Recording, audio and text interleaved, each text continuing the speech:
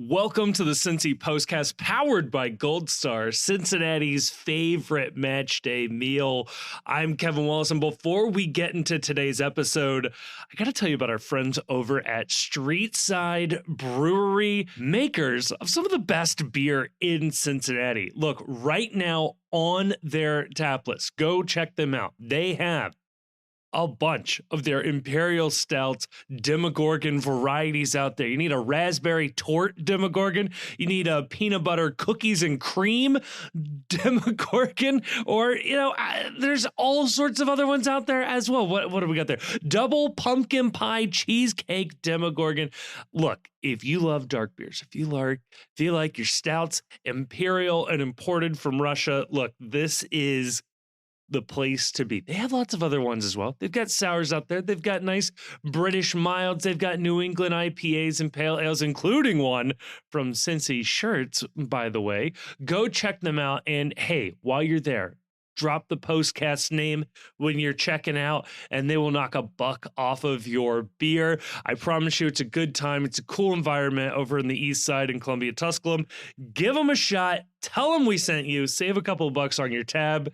And a huge thank you to Streetside for sponsoring this and so many other episodes of the postcast this season. And on today's episode, well, it's been a wild week. And it continues to be a wild week. I highly recommend you use the timestamps down in the description of this episode if you're not looking to hear some election talk, because of course we had to touch on it, right? It's a big thing that happened in the world. We touch on it. We also touch on, in part one, Bruce Arena being hired in San Jose. Really just, what the heck? Okay, what the heck happened there? What the heck happened? Anyway, so that's part one. Part two is your FC Cincinnati talk as we preview Game 3 against NYCFC. Oh boy, this is it. This is a big one.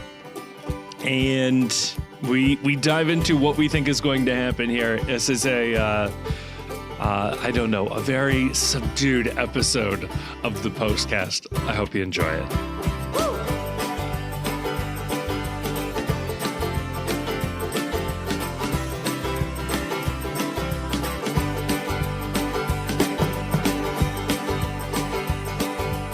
Joining me to talk about all of that and more, I've got two gentlemen that somehow survived Tuesday overnight into Wednesday. We're joined by Grayson and we're joined by the Chief. We're just barely joined by the Chief. Chief, are you working your way on crossing a border right now, or are you fleeing over an ocean? What is going on here? Well, I mean, they said mass deportation now, so I figured I may as well just get ahead of the trend and just get myself out. I don't want them to send me a bill for having to get me out of the country. So that's a good point. The old deportation, and then send your family the moving right. costs. Yeah. So somebody grossly overstated the ease with which you can dig under a fence. I'm just going to throw that out there too. Like the Wile E. Coyote made this seem like it was way easier than it really is. Deeper than expected. Yeah. People have reviewed the postcast with that same line. Nobody has reviewed the postcast. Not a soul. I was really hoping that would be a review. Kevin, where are you? Yeah, I am in Santa Monica, California, because I'm just a big Sheryl Crow fan. Yeah. No, I'm heading to a wedding that I got invited to that I'm going to be a part of, and boy, saying yes to this trip was a way better idea back in July. I don't know if that's a decision I would have made again right here. So, have you had Australian brunch yet? I have not. I had Delta brunch, which was a biscotti, and then I asked for some extra pretzels too. So depending on where you're staying, I have recommendations. All right, I'll text you. We're staying someplace where I think it's Western themed because there's a rodeo nearby. But I'll give you a text on that. Are you staying in LA? Yes, I'm staying in LA right now. Oh, okay. Yeah, no, on my way to the big island of Hawaii, which, thanks to the Tuesday night election, maybe the last trip I take for a little bit. So if you know, you know. And if you know, thank you very much if you tried. If you didn't, Hey, I love you anyway as a listener. So there we are.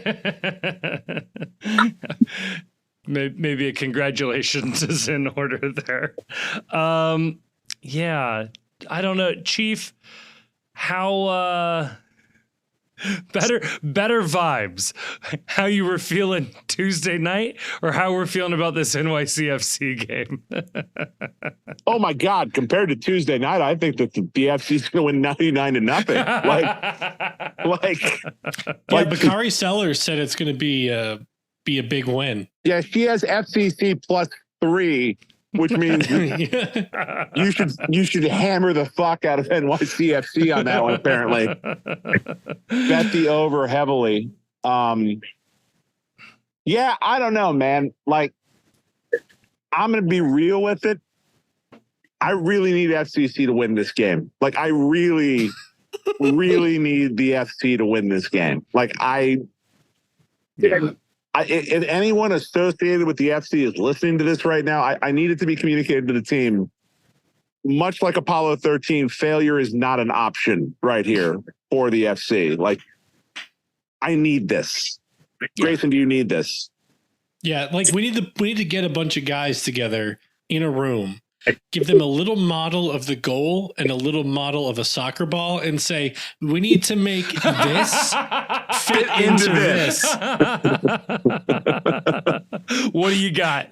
What do you got? Nothing but these, and it's just playing cards of the guys on the team. It's just photos of their teammates. Yes. Look, in this situation, in this scenario, free return trajectory is not what we're looking for. We are not looking for this team to return to Cincinnati. We need them to keep going. Like, we need this to not end right here. So, and given the distance between this game and the next potential game, we don't need you to win the next game. No, I just need this one.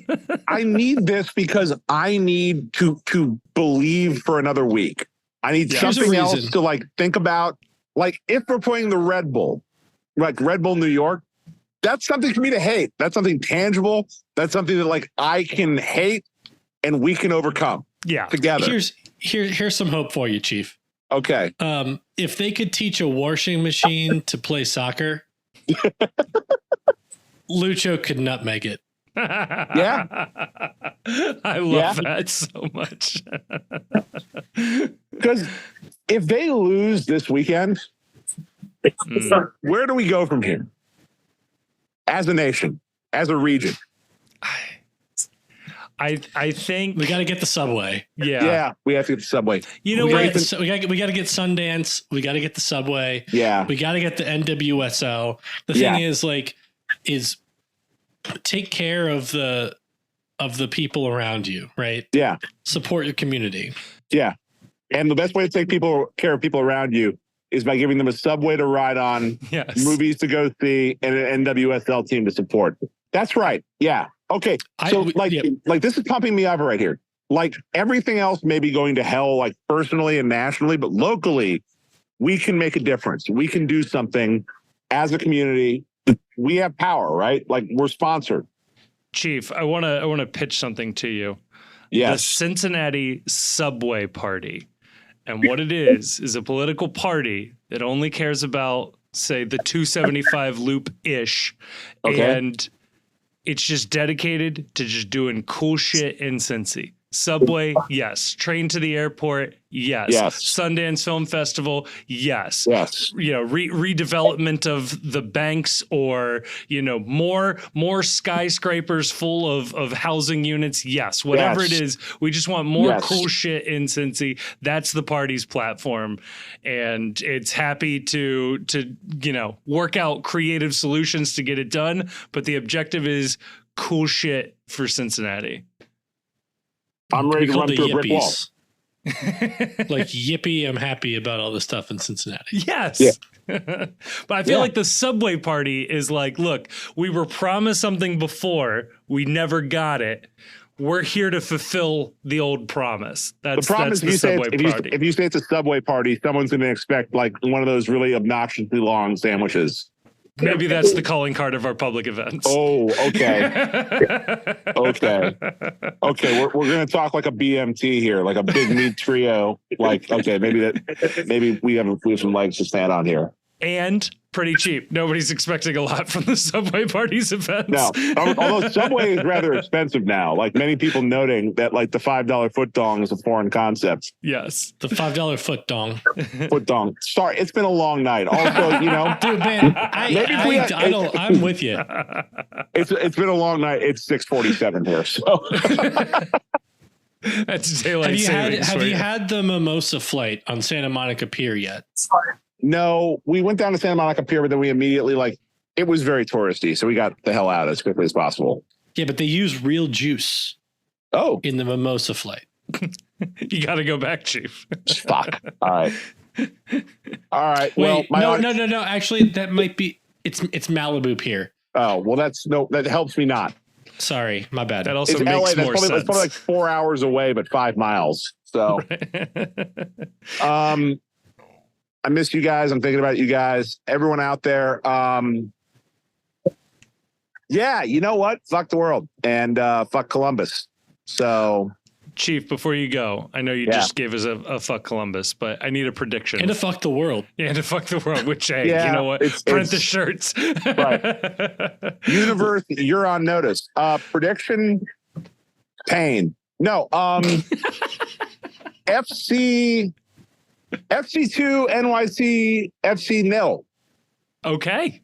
Yeah. No, we need this. I need this. And I'm going to manifest this. America needs this. America needs this. New York already got a team. I think I told this story before on the show. The last time we went through this, it was USA, Mexico, and Columbus like the next weekend. And Columbus Mexico beat the United States in Columbus for the first time. And a guy dressed like Apollo Creed with no shirt on, like at full time, there's like this stunned silence in the crowd. And he just shouts out, man, it's been a tough week for America. Yeah. Yeah. It's been rough. Well, you know what? We survived Yopstom. We can survive anything. Just keep repeating that to yourself as an FC Cincinnati fan. And I think everything will be okay. Grayson, do you concur? No. For the sake of my sanity, can you just concur right now and then lie and say that you were lying when I hang up? Sure. There we go. Aww. All right. Somebody say it for me at the end. I love you both. All right. Good luck. Be safe. We love you too, Chief. Yeah. So I think, just to get it out of the way. Yeah. Right. Like, yeah. Like, I'm sure some people listening to this had a great week. Mm-hmm. Sure. And, probably more people listening to this had a bad week. That would be my instinct as well. And, I guess my thoughts on it are, okay. So this is like a pet peeve. I've seen a lot of these like celebrity videos on Twitter where they're like, love yourself, love the world. Yeah. Everything's going to be fine. It's not. Right. So I agree with Elon Musk that they're going to cause a lot of pain to regular people on purpose for a while in an effort to build their world that they want. Yes. Right. But I do think that so while there will come a time for everybody, for some people sooner, sure. And the fact that like you could even think about a time when like this is not directly affecting you is like an incredible amount of privilege, but there will come a time for everybody, no matter who you are. Yeah. When like it's in your face and you can't not think about it, but like that's not going to come this week. It's not going to come next week. It's not going to come, this month or next month. It's not going to come this year. Yeah. And there will be a moment. There'll be a moment, and there'll be lots of moments, I'm sure. And it's just like, I think a lot of, yeah. So I guess what I'm saying is that, worry about it when it's useful, right? Yeah. Or like tie your concern, tie your stress, tie the mental weight you're bearing to either a need or some useful activity. Yes. Right. Like we've all been on Twitter scrolling, and that's just bad. It just makes you feel bad. Yeah. And like, I know it's like a place of privilege to do this, but I'm gonna do whatever I can to try to, just enjoy the things that are close to me, right? That I can experience personally, that I can control. Yeah. For the most part, like we're a soccer podcast, kind of. In spirit. And it feels like kind of a silly thing to do, but I think it's, I think people have permission to like, enjoy the game. Yeah. Right. Yeah. Mute as many words on Twitter, because it does suck that like the top like sports following app is also the top like politics following app. Yes. Mute as many words as you feel like you need to. Yeah. I was thinking about this today because like I think that I don't know, maybe people would be just like surprised to hear this, but like I've got a lot of like Trumpy people in my life. Yeah. It's where I come from. It's, like hillbilly folks, whatever background. And you have to kind of hold like two thoughts in your head where it's like, these are like nice people that I love. And also they don't care if anybody else lives or dies. Yeah. I mean, yeah. But also like, so,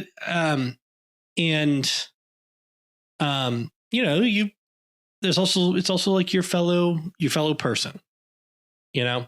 Like I was at the Bengals game last weekend. I was among the Who Day.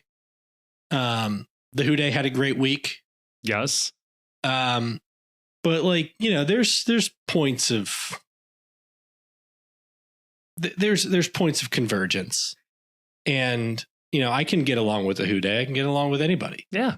Like I talk to like small children.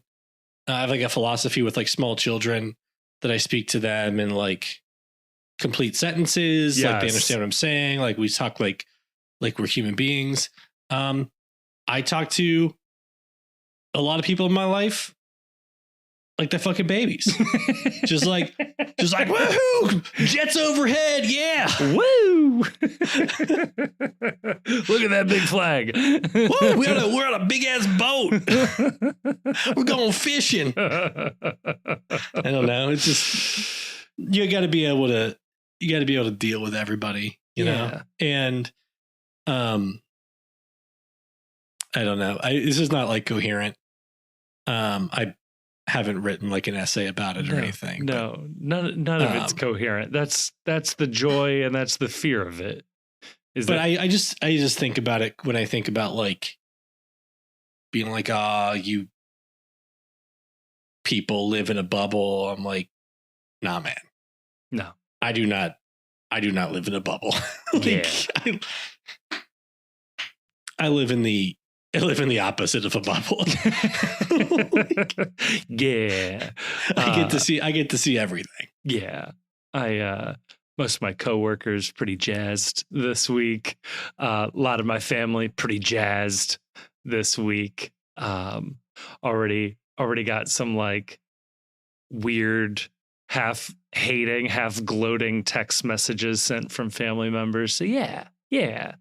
No, it's not so much a bubble over here. You get to see all of it. And And when you're in that world, it's weird because it's like because you look at it as like, I would never gloat. Right.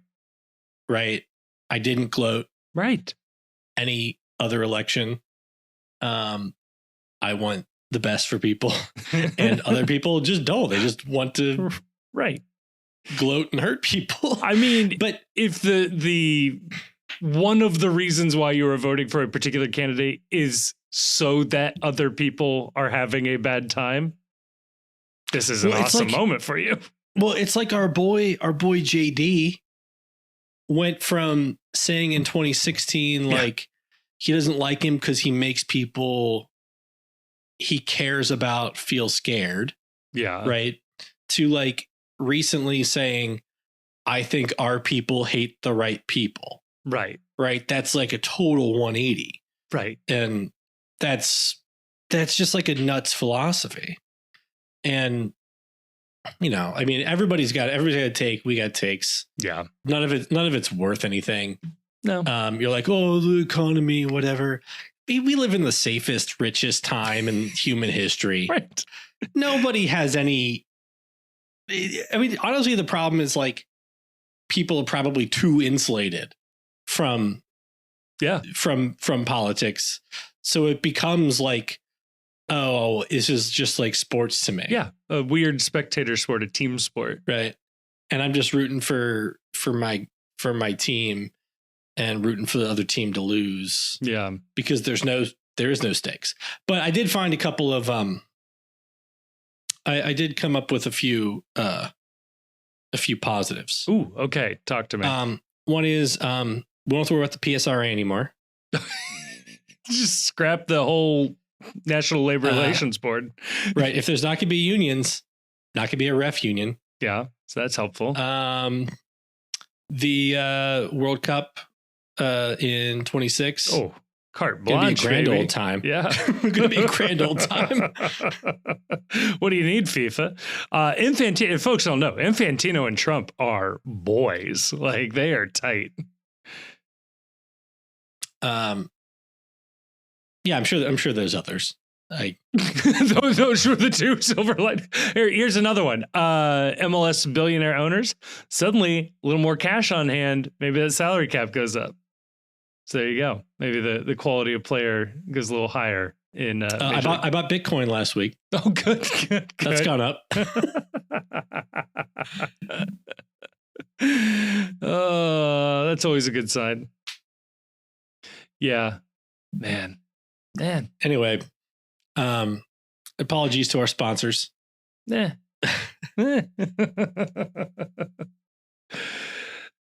I don't know. Yeah, yeah, I'd say it's a brave new world, but we did just do this 4 years ago, so I don't know. We'll see how it goes. Wonder how Pence feels about things right now. Love an interview with that guy. Mike Pence, come on the pod. Yeah, open invitation to Mike Pence. Always has been, always will be. This is going to be incredibly unfair to the man, but it's a good transition. Speaking of old guys coming back from having been kicked off the stage, Bruce Arena getting rehired in Major League Soccer.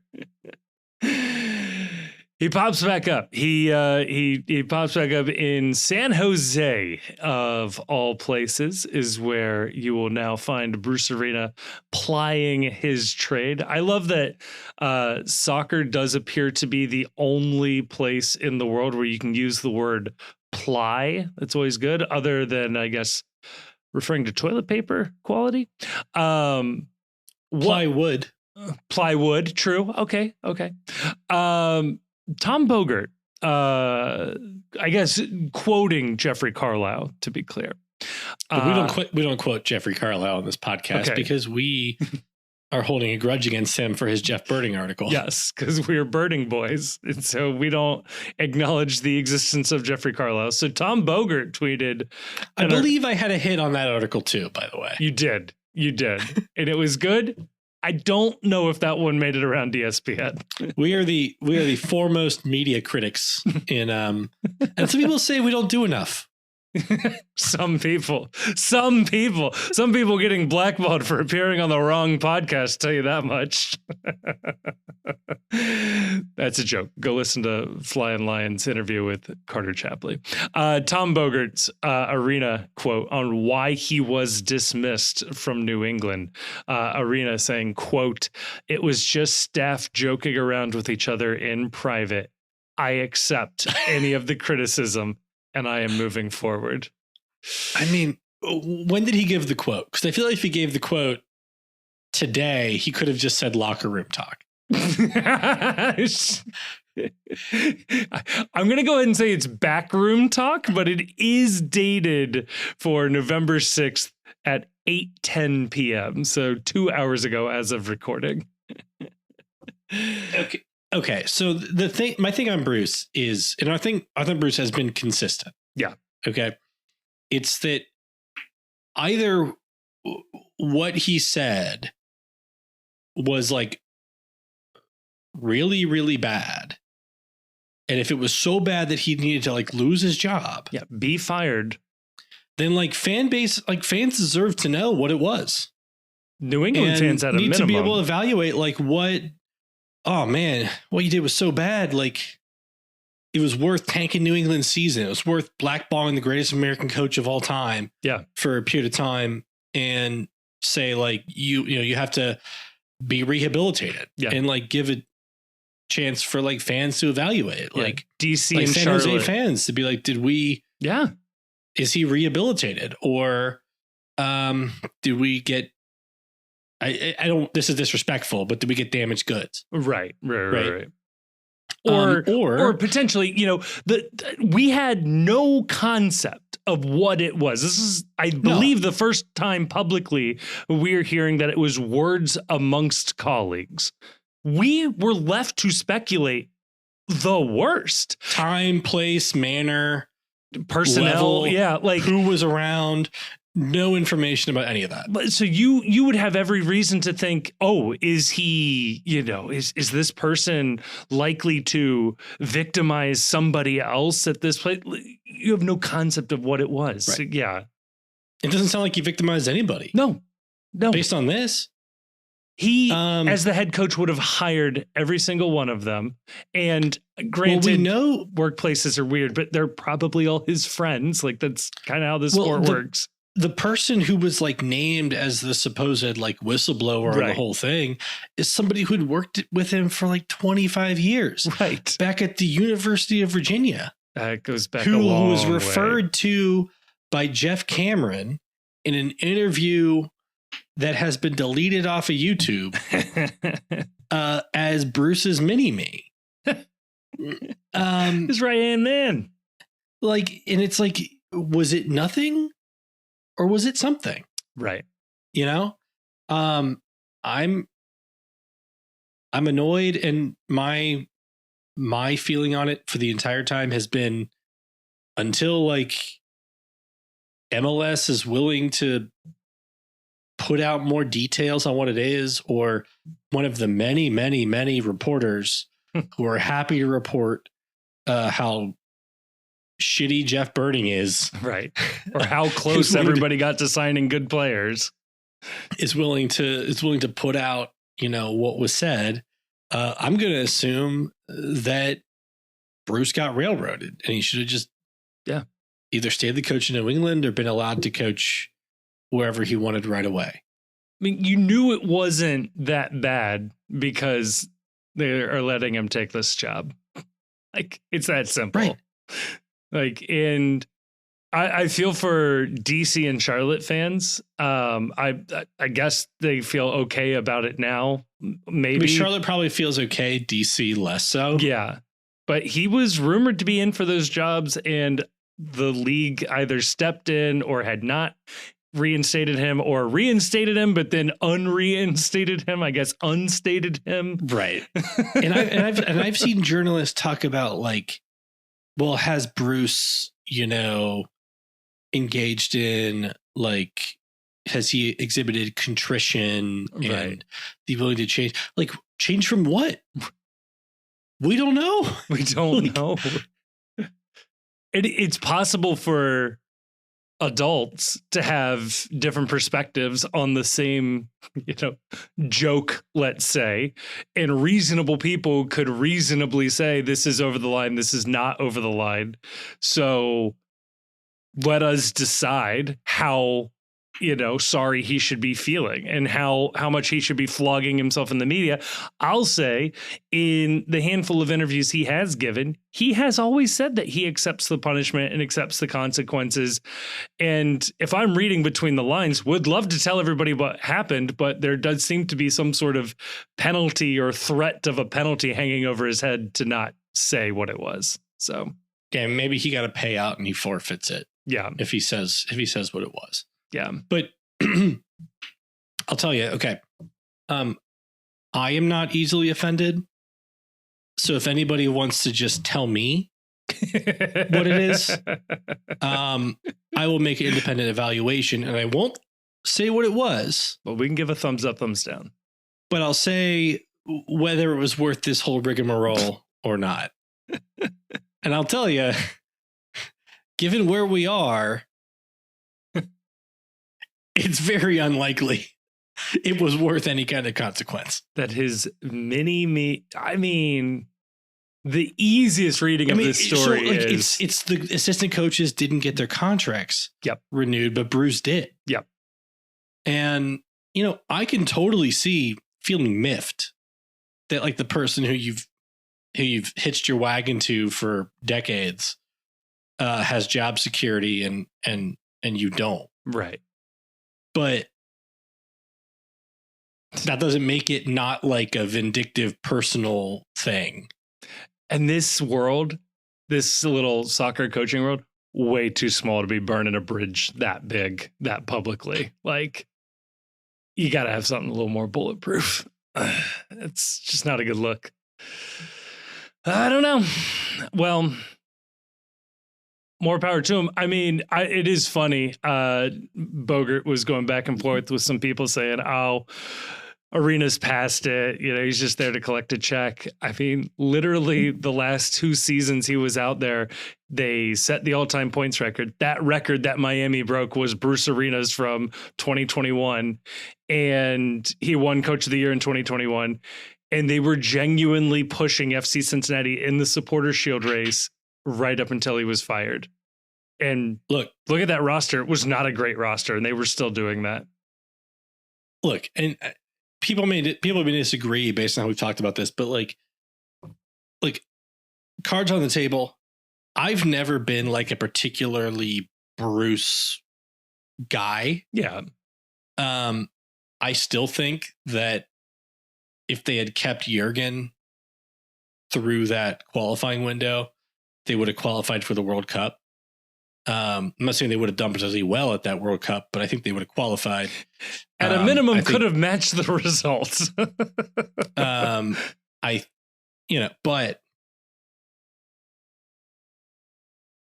Objectively, best American coach. Best American coach of all time. Yeah. Based on results. Like maybe you have like some advanced stat or you're like, oh, well, his teams don't play as attractive of soccer as like Greg's do or whatever. But based on results, Bruce is the greatest American coach of all time. And I think pretty undisputably the greatest MLS coach of all time. Oh, yeah. And I would be surprised if people are talking about like, they're like, oh, well, San Jose better commit to spend. New Zealand was like bottom third in spending. Yeah.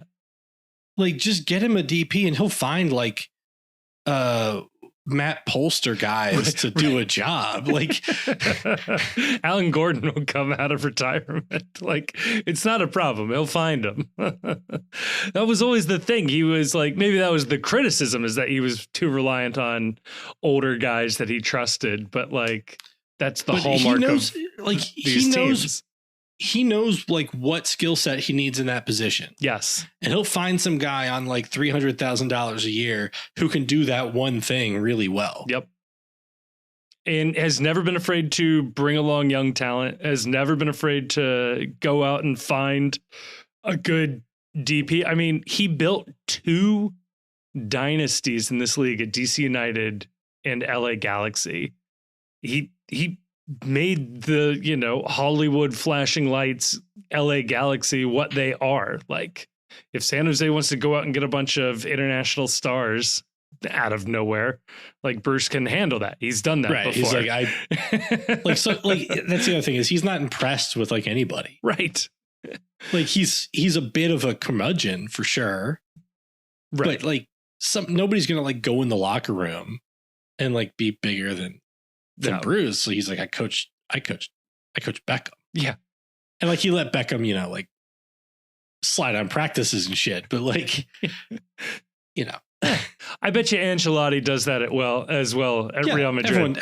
Everyone does that with top players. It's the man management aspect of it, and there are those like players, coaches that do well at that level. But yeah, the fact that he was sort of like moneyballing his way to building a top 4 team in the East year in and year out in New England was very impressive. He was hired when the goalkeeper was fired. Friedel. Friedel. That's right. Brad Friedel had that team worse than FC Cincinnati. Yeah. Like when Brad Friedel was fired, that team, I think it was 2019. Yeah. That team was worse than FC Cincinnati. FC Cincinnati had just played that team off the field. Yeah, beat them. Manu Ledesma looked like a league MVP against them. And then I think they like made the playoffs or got really close that year. And then the next year was the COVID year. But 21, they set the points record. Yep. In 22, their second place. They were very good. Yeah. They were good. They were giving us a run for the Shield. And then, you know. Something happened. That apparently we will never know. And nobody thinks it's worth knowing. No. Hire Caleb Porter, and they go on to be one of the worst teams we've seen in some time in Major League Soccer. So, hey, good to have you back, Bruce. Glad you're in the Western Conference. Let me just throw that out there. That's if he had ended up at like Atlanta or something, I feel like we could have all been in a lot of trouble. So I'll take it. Was it 22 they won the Shield? I think 20. Oh, yeah. And it had to be 23. He was fired. Yeah. So, yeah, I was off a year. So he won Coach of the Year in 21. He sets the point record in 22. I don't know. Yeah. He did all of these things. New England was very good. Then they fired him for what I will go ahead and put out there. Not great reasons, not ideal reasons. And then, yeah, here we are. So. No, he set the points record in 21. Okay. In 22. What happened there? In 22, they weren't as good. Oh, okay. Fair enough. But 23, they were 5th. Yeah, they finished 5th. They were so good that they finished 5th, even though they were terrible down the stretch. Man. Oh. I just imagine that happening in the NFL with Bill Belichick. You know, in an imagined scenario where Belichick has led the Cowboys to the Super Bowl. And then, imagine like Zach Taylor. Right. Like any coach in a sport that's covered by Careful. I'm sorry, like a real yes. media ecosystem. Yes.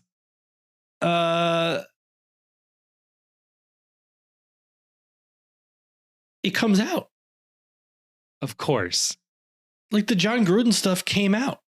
Yeah.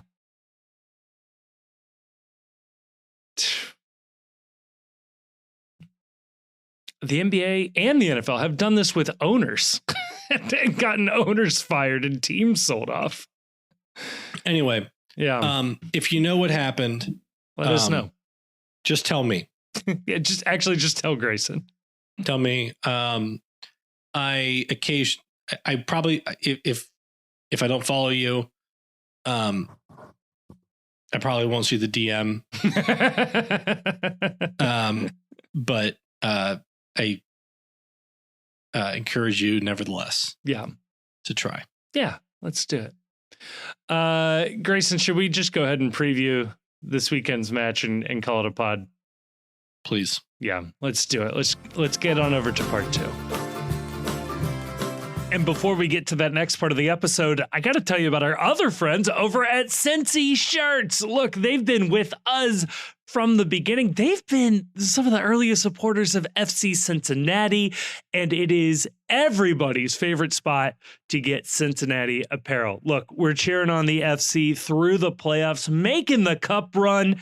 Get yourself some new gear, all right? Get yourself some watch party shirts and pick it up at Cincy Shirts. That's where you want to go. Hey, when you're there, use the promo code ThePostCincy. That's all one word, all caps. They'll knock 10% off of your order.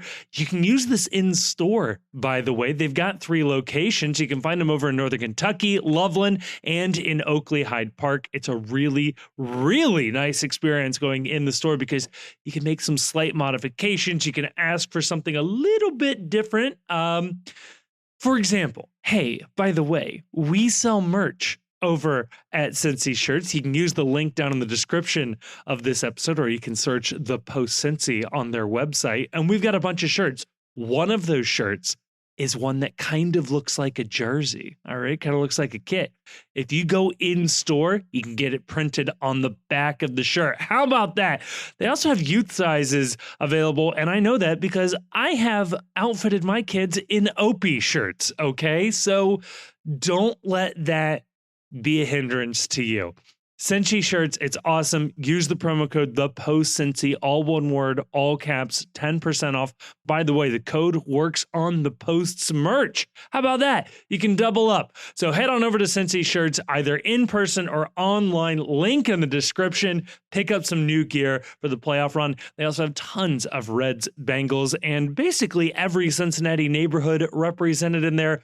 Go check them out. Huge thank you to Cincy Shirts. Huge thank you to you for using that code. All right, we're back and we are here with the third and final game versus NYCFC. In this game, 3 best of 3 series.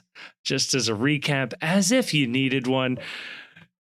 We win 1-0 against NYCFC. The scoreline flatters New York. FC Cincinnati played them off the pitch, particularly in the second half. It was high octane soccer, lots of near misses. Orishano has a screamer that just barely nicks off of the post. Game 2 back in New York, 3-1 to NYCFC. It ends again. The 3-1's a little misleading. At the very end of the game, there's a very soft penalty awarded. They score that 2-1 is a more accurate representation. However, it was very sloppy from FC Cincinnati. A lot of bad passing and just didn't look as sharp. But it was also at Citi Field. It was weird field conditions. It was a very, very narrow field. It just was very discombobulated. So 4 p.m. kickoff, November 9th on Saturday, FC Cincinnati hosting. Grayson, I'll ask this. Do we see the same lineup 4 matches in a row? Yes. I think so as well. I think the Citi Field performance, at least based on the evidence available to us, you can write off as a little bit of an outlier. Mm-hmm. And then when they had to turn it on, they really were dangerous. Yes, they looked very good at the end of that game. So I think coming back on the home field, you can expect them to look more like they looked in game 1, and then most of the game against Philly than they looked in the last game. And I haven't seen anything about, anybody being like injured or limited Right. or anything going in. So like for me, that's the team. Yeah. I know it took us until the last game of the season, but that's the team. Here's a fun fact. I don't, and maybe this is super common, but it is fun looking at this right now. Of our sort of standard starting 11, every player has contributed at least a goal or an assist. So that's fun. Particularly, I think that's interesting for Hadebi and Awazim, who were sort of late additions to the squad. But Hadebi has 1 assist. Awazim with 2 assists, and Miles Robinson with a goal in there. Least we forget. I mean, what more is there to say? This is the 3rd time we've played the same team in 2 weeks, 3 weeks. Yeah, love this format. Yeah, this is cool. Actually, God, we played them. What was that? The 3rd to last game of the season. So this will be of our last 6 games. At the conclusion of this match, the last 6 games, 3 of them will have been against NYCFC. No, 4 of them. 4 of them will have been against NYCFC. Well, last year we played New York Red Bull, the 2nd to last game of the season. Yeah. Or no, we didn't. We played them near the end of the season. It was the game after clinching the Shield. Yes. So I think there were a couple games after that. But still. Pretty cool. I think Crew also had that issue, though, where they played the Red Bull. Red Bull was their last game. Was their last game, and then they played Red Bull twice. Because they got knocked out in 2. Which really... Imagine that. That's crazy. To get knocked down in 2. And they beat Red Bulls on decision day, that last game. So of the one game that doesn't matter. They always say it's hard to beat a team 3 times. Apparently it's hard to beat a team twice. Right. Yeah. Or to get 1 win against them. Man, I will say it is set up nicely for FC Cincinnati. So we would get the New York Red Bulls after this at home, which, certainly apprehensive about that matchup. Yeah. Love having it as a home game. Yes. And, I've been saying it. All the late season results aside, it doesn't matter who we play. Yeah. It really shouldn't matter who we play. And this is a team that's good enough to take anybody in the league. Yeah. And you'd rather play at home, you'd rather play a worse team. Yeah. That's the thing. If they don't win, they got nobody else to blame with themselves. It's not that they went up against like a great team or anything. It's you just didn't do it. And that is the position before you get knocked out you want to be in. Yes. Give me the weakest possible opponent in all my games at home. Like, let me be in control here. Yeah. Yeah, you don't want to be the guy who's like, give me the strongest teams. I only want to go on the road. Like, no. You trying to win this thing, or you trying to like earn effort points? Like, I want to win a trophy. Do you think there's any chance Miami or LAFC get knocked out? I think Miami could. Here's my thought there is there's blood in the water. Like Atlanta believes now, which is good. And age at some point catches up to them. Like Miami was very good down the stretch last year, but Messi got hurt a lot, and Messi is injury prone, and Busquets and Alba and Suarez, they're not spring chicks. And it's been a while since they've done this. And Suarez's first year in the league, these other guys' first full season in the league, the travel is hard. The constant going around the country is hard. It catches up with these guys. I think in general in MLS, I'm going to give the edge to a younger team versus an older team. I don't know where Atlanta's backline stands health-wise. I know a couple of their guys went out early. I think if they're generally healthy, I think Atlanta has a pretty good shot there. LAFC should beat Vancouver. It's weird that they're in it, and I feel like those two always play tight games. So Okay. So this weekend, I know we always pick the FC game. Yeah. But there's 4 games this weekend. Okay. Okay. Let's build a parlay. I like this. Okay. I'll put real money on the line. Let's put the Gold Star money on the line. Okay. So, and here's the question. Do we do tie no bet or do we do... Let's do tie no bet. Tie no bet. Okay. Does that let you bail out of the whole parlay? Yeah, I think it does. Okay. Yeah. Okay. Okay. So the different gambling apps handle it differently, but given that these are playoff games, we have to have a winner. So I guess our parlay is the bet to advance. So this is FanDuel. Oh, you're doing this on an actual app. Okay, good. Yeah. Okay, good. I'm going to build a real parlay. I'm going to put money on the line here. It says wager is graded on the result after 90 minutes plus stoppage time. Okay, so advancing a in penalty penalties. advance is a tie. Yeah, okay. Let's do win-loss tie. Yeah. Let's up these stakes. So LAFC Vancouver Whitecaps. It's in I'm going to go LA. LAFC to win. Yeah, they'll win in 90.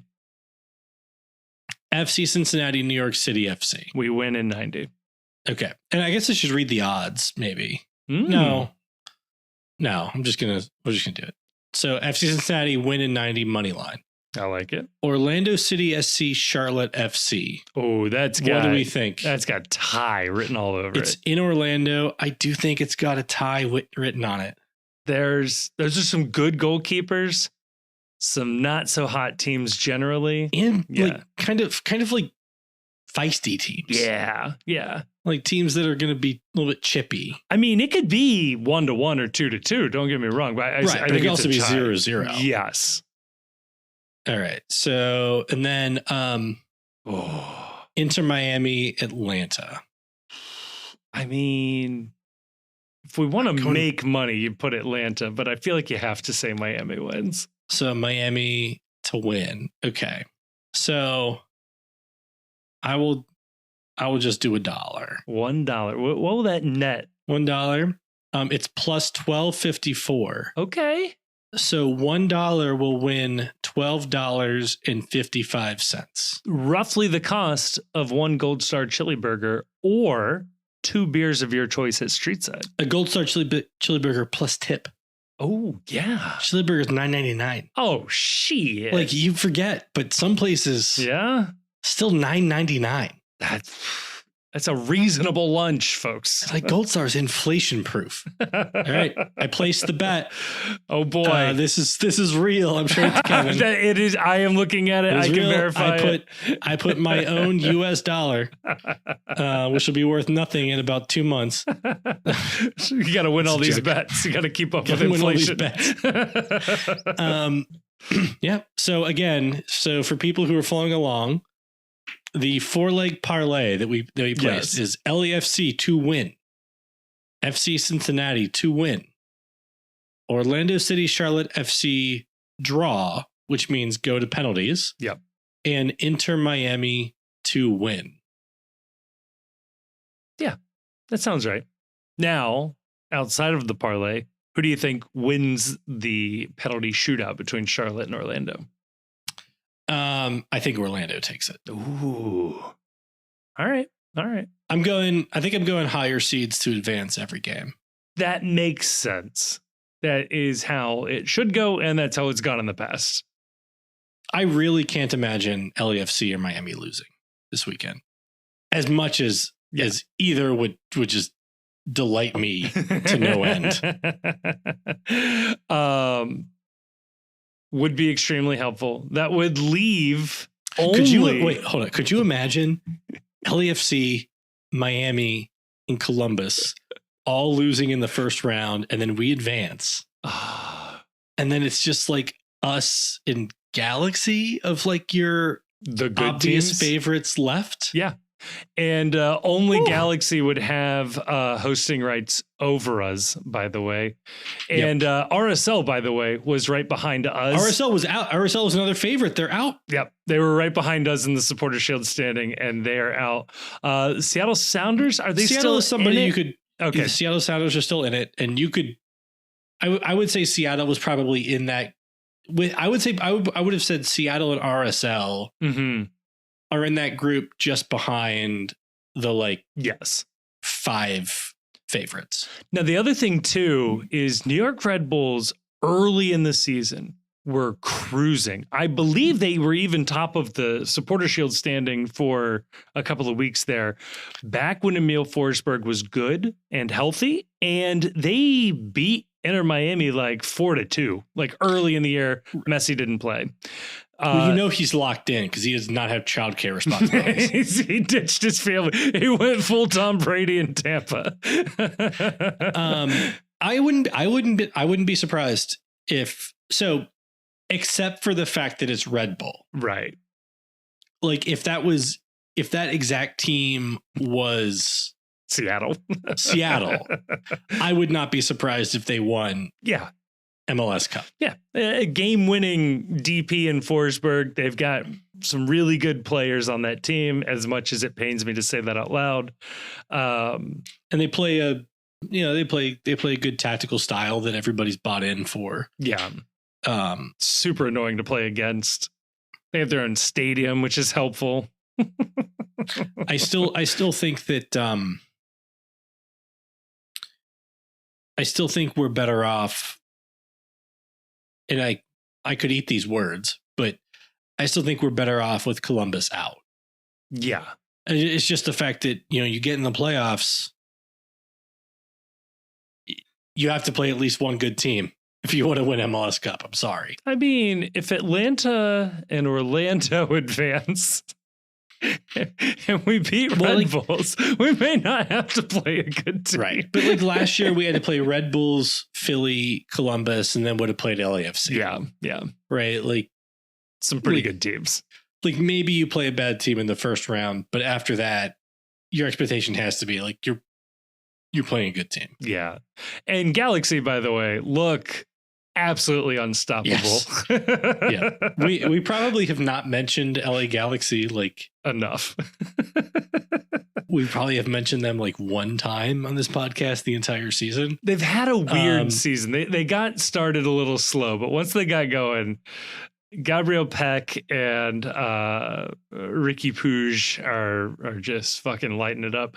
I believe he won Newcomer of the Year. Yeah. Over Suarez and Orishano with the other 2 finalists. And despite how good Suarez and Orishano were this year, Peck deserved every bit of it. Peck has almost got Lucho numbers, 12 assists, 16 goals. This LA Galaxy team in the regular season, first MLS team in history to have 4 players score 10 or more goals. I don't think that's 4 players. Okay. 4 players to score 10 or more. Joveljic, Painstill, Peck, and Puig. Pretty wild. Well, Portland was the first team, I think, to ever have 3 players score 14 goals. Oh, wow. Or more. Okay. And they lost to Vancouver in the play-in game. Here's a very funny LA Galaxy-ism. Consistent starter at left back for them this season. Johnny Nelson. And before people say we should have kept him, we didn't have a choice. He was taken in the expansion draft. St. Louis took him in the expansion draft. And if you go back, if you look at the expansion draft rules, there wasn't any scenario where he was one of our protected players. Yeah, it's very weird. It was just out of our hands. Which, little preview for the offseason. Typically, MLS has added teams in pairs, and if you lose a player in the expansion draft to one team, the other team can't then also pick a player off of your... Stay tuned on that, because we theoretically should be exempt from the expansion draft because Nelson was picked by St. Louis, and San Diego is kind of sort of their expansion partner in this. TBD if we get that. So I think we've both already predicted a win here, Grayson. But do you want to put a score on that? I'm gonna go 3-1. 3-1 to the FC. I like Chiefs prediction, so I will just copy it. 2-0 feels good. I like that. A clean sheet, a dominant performance, maybe an Orishano banger, just to make everybody feel a little happy. And there we go. That's a Wednesday. No, I always think of them as Wednesday episodes because that's the only day I listen to them. They're Thursday episodes. It's a Thursday episode of the Postcast. Grayson, did we do it justice? Did we do this week justice? I think we did this week justice. Good. It's all we can ask for. Go fuck yourself, San Diego.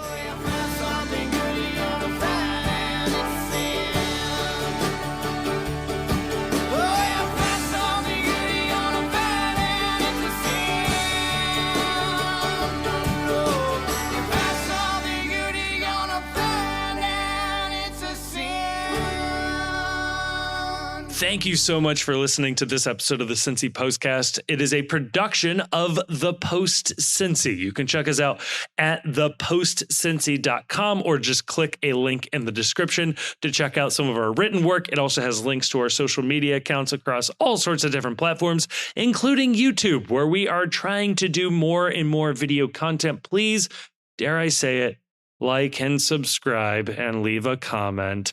But no, that would be really, really helpful. I also want to give a thank you to Jim Trace and the Makers. They're a local Cincinnati band who provided all of the music for this episode. We love having them on board. You can check them out. Again, link in the description of this episode to find out where they might be playing shows next or where you can listen to more of their music. Also want to give a massive, massive thank you to the awesome and very attractive patrons over on Patreon.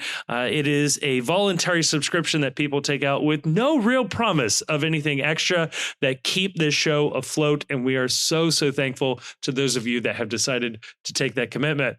If you do like the show, or at least just want to engage with other people who have listened to the show and want to talk about FC Cincinnati, MLS, soccer, or really anything else, you can go on over to Discord. Again, link in the description. Lots of links in the description where you can find a link to the Discord. That's where we are keeping the conversation going 24/7. It feels like it's a really fun group of people in there just talking about FC Cincinnati. And like I said, just about everything else.